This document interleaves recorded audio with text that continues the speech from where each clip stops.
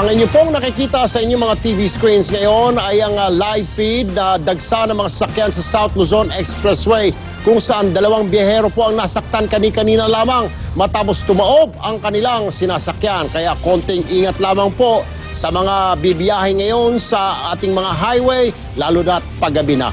Samantala, patok ngayong Semana Santa ang pagbisita sa umano'y milagrosong Mount Banahaw sa Quezon. Kabaligtaran naman ito ang bundok San Cristobal na pinansagang Devil's Mountain. Paano nga ba nito nakuha ang reputasyong ito? Yan ang US exclusive ni Paulo Vidiones. Ilang beses namin aakyatin ang bundok San Cristobal. At kung bakit ito tinawag na Devil's Mountain, malaking palaisipan sa amin.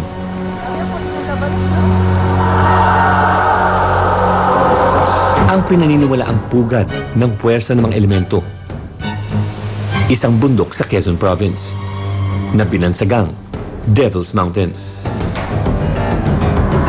Dahil sa paniniwala ng mga Chino sa Yin at Yang, binansagan ng Mount Cristobal bilang Devil's Mountain. Kabaliktaran ng banal na bundok Banahaw.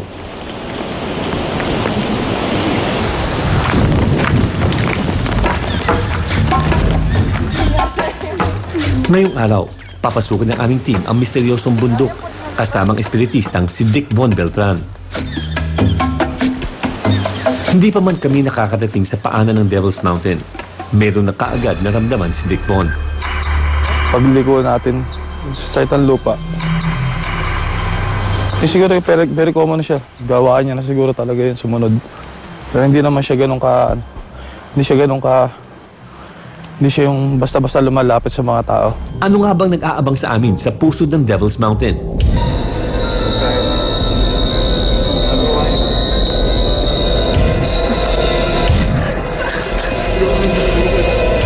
Ang kabuang kwento, mapapanood sa USI, ngayong linggo sa TV5. Paulo Vidiones, News 5.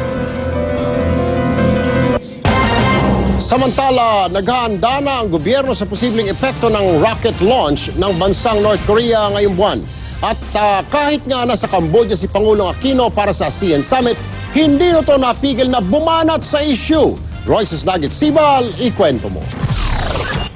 Hindi na iwasang maghimutok ni Pangulong Aquino ng makaharapang media delegation dito sa Cambodia. Di raw niya maintindihan kung bakit sa teritoryo pa ng Pilipinas, posibleng bumagsak ang debris mula sa rocket launch ng North Korea. We're touching base with everybody who has the expertise to tell us what are the dangers, how big an area will be affected. Sabi ng North Korea, ang rocket launch ay para lang magdala ng satellite sa kalawakan bilang selebrasyon sa sentenaryo ng founder ng North Korea na si Kim Il-sung. Nauna na ring sinabi ng Philippine Nuclear Research Institute, walang nuclear component ang test kaya hindi ito delikado. Pero para makasiguro humingi na ang gobyerno ng tulong sa mga eksperto ng Estados Unidos at Japan para pag-aralan kung saan eksakto babagsak ang debris. We will be partnering with a lot of our allies, a lot of our friends, a lot of those who have concerns about this to ensure the safety of our people. Pero maging ang mga eksperto, hindi ito kayang matukoy hanggat hindi raw nangyayari ang rocket launch.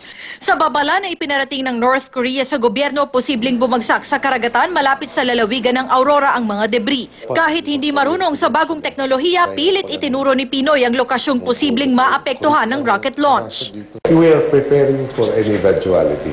We have to prepare for the worst and hope for the best. Idineklara ng no-fly zone at no-sea travel zone ng Northern Luzon simula April 12 hanggang 16. Pinag-aaralan na rin kung kakailanganing ilika sa mga residente rito. Mula rito sa Phnom Penh, Cambodia, Royces Nugget Sibal, News 5. Magse-celebrate na naman si dating Pangulong Arroyo ng kanyang 65th birthday bukas. Tumama sa Huwebes Santo ang karawan ni CGMA at sabi ng kanilang abogado, isang simple at tahimik na salo-salo ng mga mag-anak ang gagawin sa loob po ng Veterans Medical Center kung saan nakakulong ang dating Pangulo. Itinanggi rin ni Attorney Ferdinand Topacio ang mga usap-usapan na bihira dumalo sa ospital si dating First Gentleman Arroyo. Si CGMA naman, pagpapatawad at pagkakaisa raw ang hiling para sa kanyang kaarawan. Puspusa naman ang paghahanda at practice ng PNP para sa seguridad ng dating Pangulo sa pagharap niya sa arraignment sa Sandigan Bayan sa Abril 11. Ito ay para sa 2 kaso ng graft at 1 kaso ng paglabag ng Code of Ethical Standards kaugnay ng naudlot na NBN-CTE deal.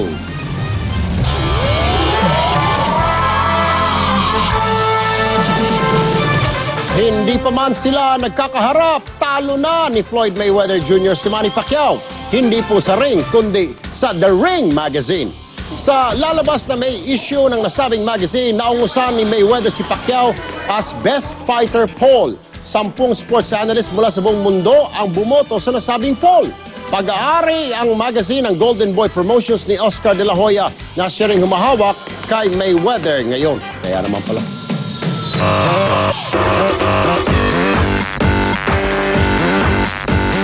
Ngayong Holy Week, time out muna ang ilang kapatid stars sa kanilang trabaho. Saan naman kaya ang lakad nila? Ikuwento mo, MJ Marfon. Rest and relaxation mode muna mga celebrity ngayong Holy Week. Gaya na lang ng singer na si Chris Lawrence na may getaway kasama ang preggy girlfriend na si Katrina Halili sa kanyang hometown. We're gonna take a break. We're gonna go to El Nido. Matapos naman tumulong sa pag-makeover ng mga bahay sa Extreme Makeover Home Edition Philippines, ang socialite nating kapatid na si Tessa Prieto Valdez, magre-relax muna sa Australia. I'm gonna be a mother and then I'm gonna be traveling with the kids. I'm so excited. Ang co-host naman niya si Divinely, graduate na raw sa sinakulo duties niya. Kaya naman ngayong Semana Santa, sa Japan ang kanyang punta kasama ang boyfriend at barkada. Excited kami kasi for the first time, may lugar kami pupuntahan na pareho kaming first-timer. May iba namang celebrities na piniling magstay at home lang. Dati lumalabas kami, nag-out of town. Pero lately, nasa Manila lang kami. Maraming tao sa lahat ng places. So, mas gusto po namin talaga nag-celebrate ng Holy Week na nandito nasa bahay lang. Si Valenzuela Councilor Shalani Soledad at Congressman Roman Romulo gagamitin daw ang free time para asikasuhin ang pinapaayos nilang bahay. So, Holy Week, ongoing din kasi we are renovating kung yung house kung saan kami titira. May iba naman na pinili pa rin magtrabaho. Si Oyo Soto, busy sa paghahanda sa kanyang partisipasyon sa pag-dub ng Ben 10 movie. Habang si Eugene Domingo, aatupagin ang kanyang bagong pelikula. Trabaho para pagdating ng susunod na awards, malay mo, makasungkit ulit. Kanya-kanya mang lakad, ang mahalaga para sa ating mga kapatid ay maalala ang tunay na diwa ng Semana Santa. MJ Marfori News 5. Sa mga kapatid natin na nagbabalak pa lang pumunta sa Boracay, nako, mukhang sasalubungin kayo ng lumot. Sabi ng ilang mga kapatid nating nasa Boracay, nakakadismaya ang dami ng lumot sa tabing dagat. Kaya naman tulong-tulong na ang mga residente roon sa paglinis ng mga lumot. Sabi rin ng mga taga ron, kumpara noong mga nakaraang taon, tila mas marami raw ang lumot ngayong Abril. Pero pagliliwanag ng mga otoridad sa isla, hindi raw ito dulot ng polusyon. Nakakatulong naman din daw ito sa mga yamang dagat. Dahil po Holy Week, time out muna ang aksyon sa pagbibigay ng mga mainit na balita simula po bukas hanggang sa Sabado de Gloria. Pero abangan po ninyo ang News 5 documentary na ang katapusan na halaw sa mga sinasabing sinyalis ng katapusan ng mundo. Hosted po and written po yan ang hepe po ng News 5 mismo na si Lucy Cruz Valdez. So, sa Biyernes Santo po yan, alas 9 ng gabi. Wala po tayong aksyon. Bukas po, Huwebes and Friday.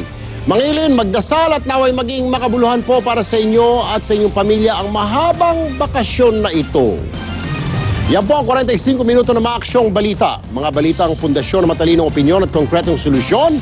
Saan man, kailan man kapatid, higit sa balita, aksyon.